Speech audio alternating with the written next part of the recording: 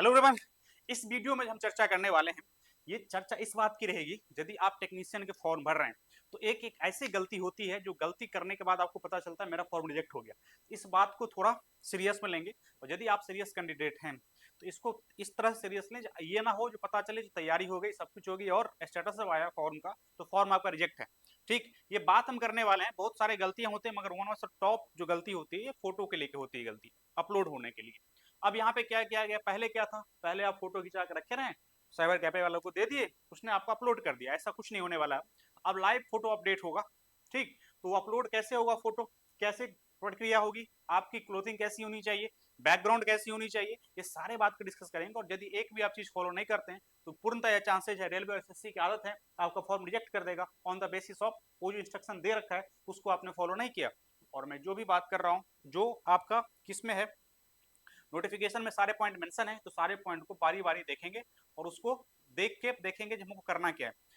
और पूर्णतः आप साइबर कैफे वाले पे डिपेंडेंट नहीं होंगे। आप जाते हैं उसको बोल देते भाई तुम्हारे पास पैसा, मैं फॉर्म नाम है इतना, मेरा ये नाम ये है, डॉक्यूमेंट ये है, भर देना फॉर्म और पैसा हम दे देंगे। ऐसे नहीं करना है। फॉर्म भरते समय उसके साथ बैठिए, वो गलती क्या कर रहा है उसको देखिए। ठीक है, साइबर क्या साइबर कैफे वाला से पढ़े लिखे ज्यादा आप हैं, इस बात को दिमाग में रखिए और इसको थोड़ा मतलब सीरियस लेके लें, मोड में लें, क्योंकि बहुत सारे ऐसे केस आए हैं जिनकी तैयारी पिक पे थी मगर फॉर्म ही अप्लाई नहीं हो पाया प्रॉपर और गलती हुई और बाद में उसका रिजेक्शन भी हुआ, मेरे सामने हुआ है।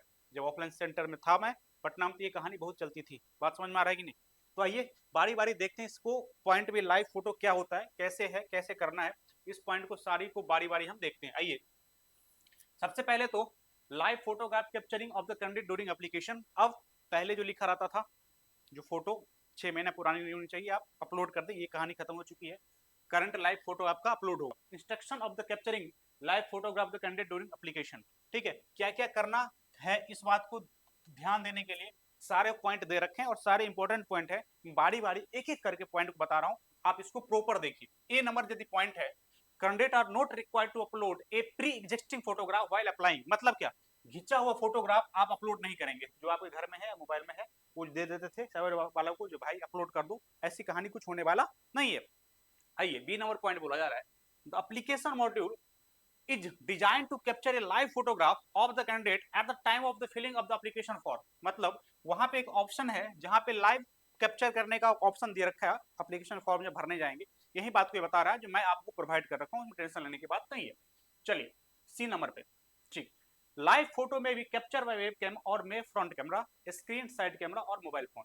ठीक, यदि आप साइबर कैफे में या आपके पास लैपटॉप है तो उसमें कैमरा रहता है, उससे भी कर सकते हैं, मोबाइल से कर सकते हैं। ठीक, तो ये आप कैमरा का यूज करेंगे, यही बात को बताया गया। डन है।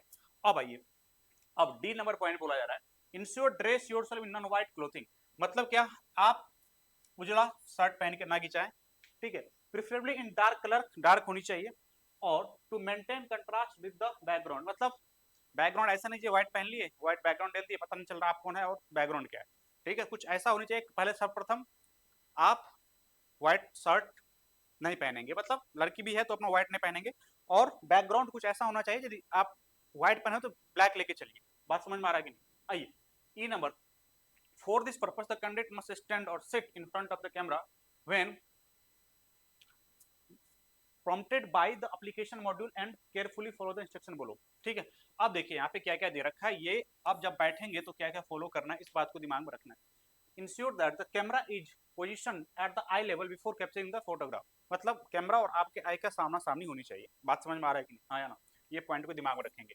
Position your self directly in front of the camera and look straight ahead with the natural expression. ठीक है, ज्यादा एक्सप्रेशन नहीं देना है। बात समझ में आ रहा है कि नहीं? एकदम सिंपल देखना है और क्लिक करना है। ठीक, यहाँ पे पोज बनाने की जरूरत नहीं है, खास करके लड़की भी समझ ले बात को।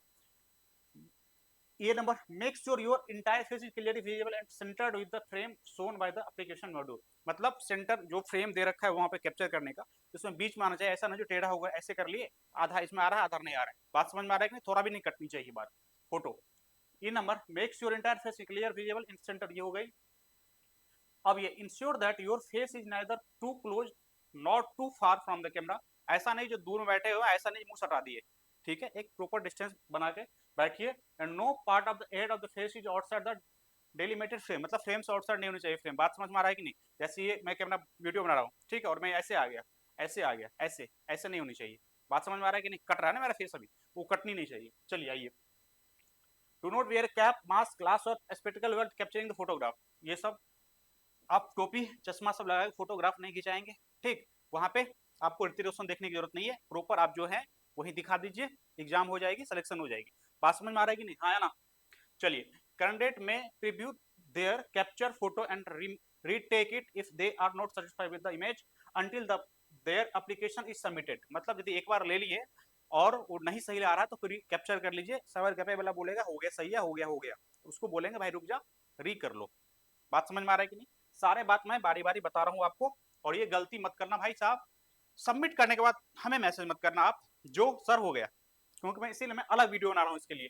बात समझ, क्योंकि सारे फॉर्म में 10 मैसेज तो ऐसे आ ही जाते हैं जो गड़बड़ हो गई।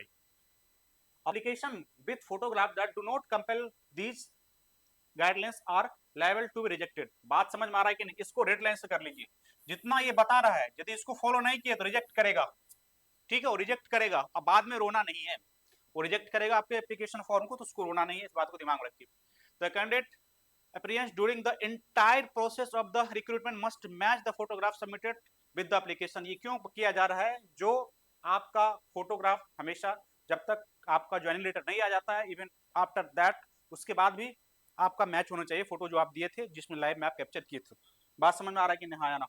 चलिए अब लास्ट में क्या है, इंपॉर्टेंट नोट्स क्या है इसमें।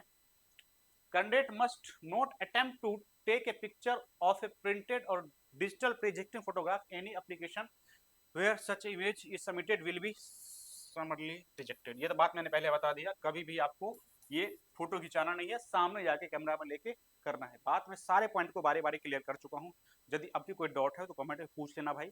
हड़बड़ी नहीं करनी है, फॉर्म आज से शुरू हुई है, गलती नहीं करना है और प्रॉपर से फॉर्म फिल करनी है। बात समझ में आ गई तो सारा पॉइंट क्लियर है। यदि दिक्कत हो तो मैसेज करिए आप, ठीक है। Thank you very much.